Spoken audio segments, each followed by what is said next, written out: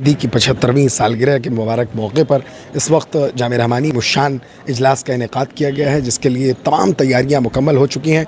Ground zero से हमारे cameraman मशकूर आपको रिपोर्ट दिखा रहे हैं और इस वक्त आप देख रहे हैं कि परचम कुशाई के लिए झंडा मुकम्मल तैयार है और जामिया रहमानी के तमाम असातिज़ा और तलबा पुरजोश हैं और यहाँ पर मौजूद हैं। इधर आपको कैमरामैन स्टेज भी दिखाएंगे और जैसे ही परचम कुशाई का मामला ख़त्म होगा तो उसके बाद एक बहुत ही शानदार इजलास मुनक़्क़िद किया गया है। उस इजलास को भी आप लाइव देख सकते हैं, जिसके लिए लिंक ऑलरेडी शेयर कर दी गई है और इस तकरीब का लुत्फ़ लेंगे।